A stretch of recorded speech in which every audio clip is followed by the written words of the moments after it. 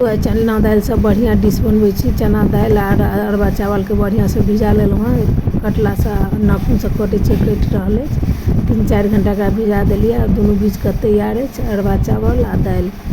तो एकरा दुनू के मिक्सी के जार में डाल देलिए। दाइलो के आर चावलों के छान के 1 कटोरी से 1 कटोरी चावल लेने छलहुँ, 1 कटोरी दालि लेने छलहुँ हँ। आर ई दुनू डाल के कनी अदरक दऽ देलिए, 2टा हरा मिर्ची दऽ देलिए। बढ़िया से पीस लै छी।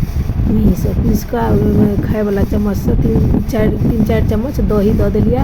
एकरो एक बेर चला दै छियै पीस के। अब तैयार अछि मिही पेस्ट। एकरा हम निकालि लेलहुँ हँ। आब झाँपि दै छियै।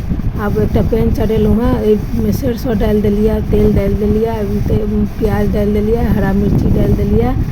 प्याज भुज गेल तऽ टमाटर डालि देलिए। टमाटर के बाद हल्दी, मिर्ची पाउडर, धनिया पाउडर आ ई सब भुजा गेल तहन कनी गरम मसाला डालि देलिए। आ गरम मसाला के बाद आलू उबालल छलै पहिने से, ओकरा डालि के भूज लेलहुँ हँ।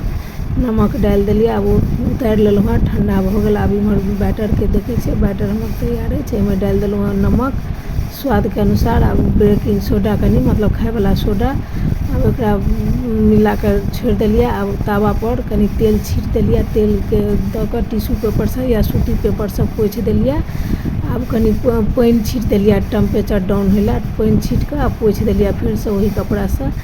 आब 2 चम्मच बैटर देलिए, ओकरा बढ़िया से पसारि देलिए। पसारि के आब आलू जे मिक्स बनेने छलहुँ हँ ओ डालि दै छियै डोसा पर। आब एकरा बस डोसा डालि के, आलू डालि के डोसा के मोड़ि दियौ। एकदम क्रिस्पी डोसा बन के तैयार अछि।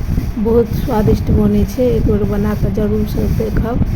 वीडियो नीक लागै तऽ लाइक सब्सक्राइब जरूर करब। Thank U.